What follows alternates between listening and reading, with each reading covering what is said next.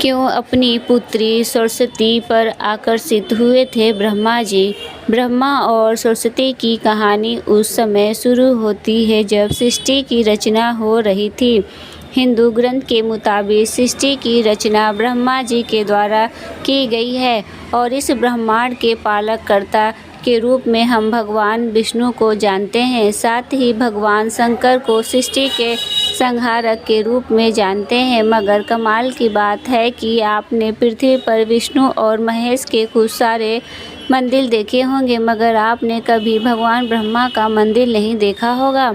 पूरी पृथ्वी में भगवान ब्रह्मा की मूर्ति केवल भारत के पुष्कर में है। सरस्वती पुराण में भगवान ब्रह्मा और माता पार्वती के विवाह की बात लिखी हुई है। इस प्रसंग के मुताबिक जब भगवान ब्रह्मा सृष्टि का निर्माण कर रहे थे तो सृष्टि के निर्माण को आगे जारी रखने के लिए ज्ञान की आवश्यकता थी। इस वजह से अपने मन से उन्होंने माता सरस्वती का निर्माण किया। सरस्वती की कोई माँ नहीं थी, उनका जन्म भगवान ब्रह्मा के मन से हुआ है। सरस्वती को ज्ञान की देवी के रूप में जाना जाता है। भगवान ब्रह्मा ने सरस्वती के साथ साथ सृष्टि का निर्माण किया और सृष्टि के अलग अलग जीव जंतु, पहाड़, जंगल, नदी आदि का निर्माण किया। इस निर्माण प्रक्रिया के दौरान भगवान ब्रह्मा देवी सरस्वती के रूप में आकर्षित हो गए। माता सरस्वती ज्ञान की देवी होने के साथ साथ रूप में भी बहुत आकर्षक थी, मगर सरस्वती का जन्म ब्रह्मा से हुआ है। इस वजह से जब भगवान ब्रह्मा सरस्वती की तरफ मोहित हो गए तब देवलोक में उनकी बहुत निंदा हुई। हालांकि इनके सबके बावजूद ब्रह्मा ने सरस्वती से विवाह किया और लगभग 100 साल तक पृथ्वी पर जंगल में निवास किया।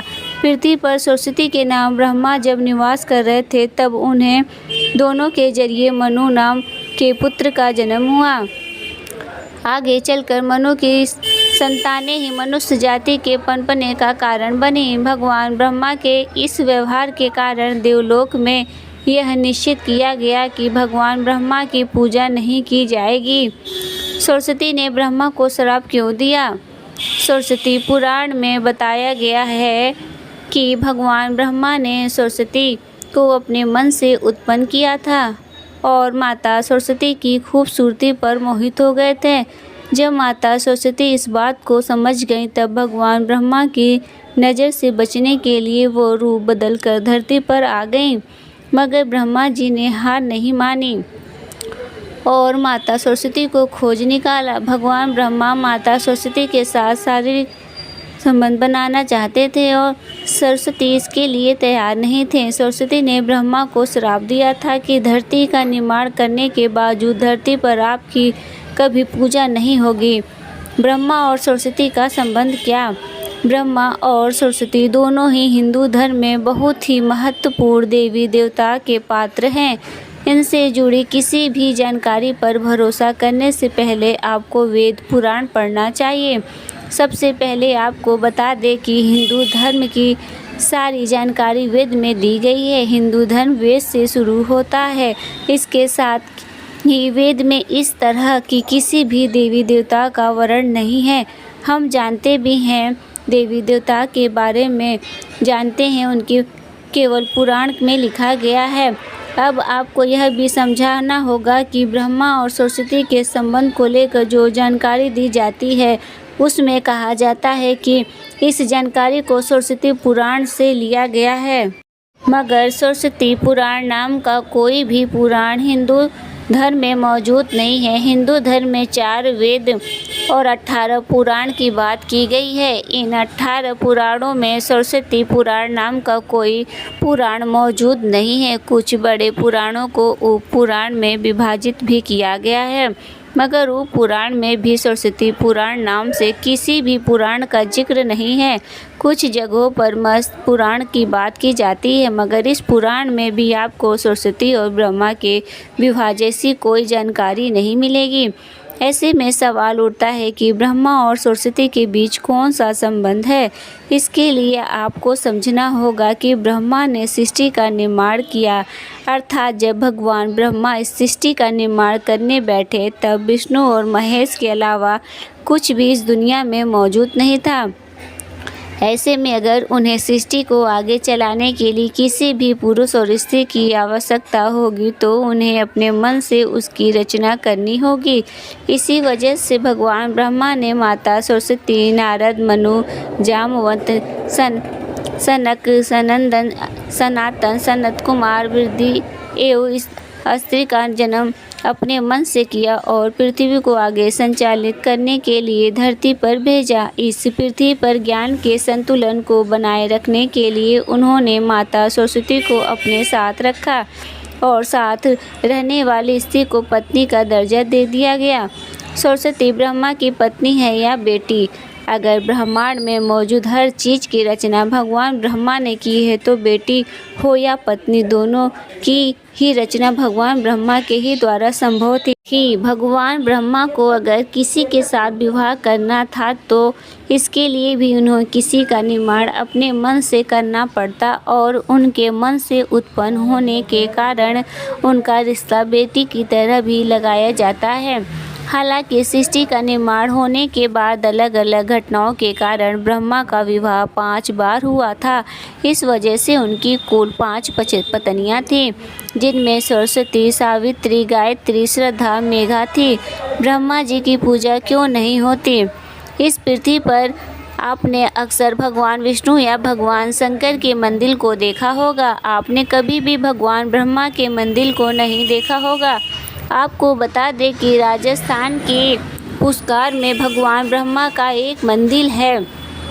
वह मंदिर 3 झीलों में से घिरा हुआ है। प्रचलित कथा के मुताबिक सृष्टि का निर्माण करने के बाद वज्रनाश नाम के एक राक्षस ने धरती पर खूब उत्पात मचाया था। जब इस राक्षस ने भगवान ब्रह्मा के साथ दुर्व्यवहार शुरू कर दिया तब ब्रह्मा जी ने वज्रनाश का वध कर दिया और इस दौरान उनके कमल के 3 टुकड़ों धरती पर आकर गिरे, जिससे बड़े बड़े झील बन गए। आज यह स्थान भारत के पुष्कर नाम के इलाके में है और उन 3 झीलों को वेस्टार, मध्य और कनिष्ठ पुष्कर के नाम से जाना जाता है। इन झीलों के निर्माण के कारण वहां पर एक यज्ञ करवाने का निश्चित किया गया। इस यज्ञ में साक्षात भगवान ब्रह्मा बैठने आए थे, मगर एक यज्ञ या पूजा पाठ में पति को पत्नी के साथ बैठना होता है।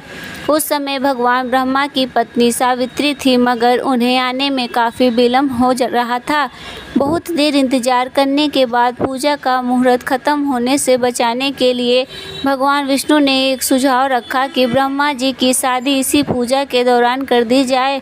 इस विचार पर सहमति दिखाते हुए नारद मुनि ने गायत्री नाम की एक स्थानीय लड़की को भगवान ब्रह्मा के साथ विवाह करने के लिए मना कर दिया। जब इन दोनों का विवाह हुआ और यज्ञ में भगवान ब्रह्मा गायत्री के साथ बैठकर पूजा को संपन्न किया, तभी वहां माता सावित्री आ गईं और वह पूरी गतिविधि पर खूब क्रोधित हुई। उन्होंने इस क्रोध में आकर भगवान ब्रह्मा को श्राप दिया कि धरती पर उनकी पूजा कभी नहीं की जाएगी। इसके बाद उन्होंने नारद को शादी के लिए लड़की खोज कर लाने के कारण श्राप दिया कि नारद आजीवन कुंवारे रहेंगे। जब माता सावित्री को पता चला कि यह विचार भगवान विष्णु ने प्रकट किया था तो उनके श्राप से वह भी बच नहीं पाए। माता सावित्री ने भगवान विष्णु को श्राप दिया कि वह अपनी पत्नी के वियोग में तड़पेंगे। इसी श्राप के कारण राम अवतार में भगवान विष्णु को माता सीता से बिछड़ने का दुख भोगना पड़ा था। इसके बाद जब माता सावित्री का क्रोध कुछ कम हुआ तब उन्होंने भगवान ब्रह्मा पर कर दिखाते हुए कहा कि उनकी पूजा धरती पर केवल एक जगह इस पुष्कर में हो सकती है। इसके बाद भगवान ब्रह्मा के इस व्यवहार से आहत होकर वह पुष्कर के समीप रत्नागिरी नाम के पहाड़ पर चली गई और हमेशा के लिए तपस्या में लीन हो गई। आज भी रत्नागिरी पहाड़ पर माता सावित्री का मंदिर है और उसके ठीक नीचे 3 झील के बीच बसा पुष्कर का ब्रह्मा मंदिर मौजूद है। इतिहासकारों के मुताबिक आचार्य शंकराचार्य के द्वारा सन 711 में यहाँ भगवान ब्रह्मा की मूर्ति की स्थापना की गई थी। उससे पहले यहाँ बिना मूर्ति की पूजा होती थी। दोस्तों, आपको ये कहानी कैसी लगी कृपया कमेंट करके ज़रूर बताएं और ऐसी और भी कहानियाँ सुनने के लिए चैनल को सब्सक्राइब ज़रूर करें। फिर मिलते हैं हम नेक्स्ट वीडियो में, तब तक के लिए धन्यवाद।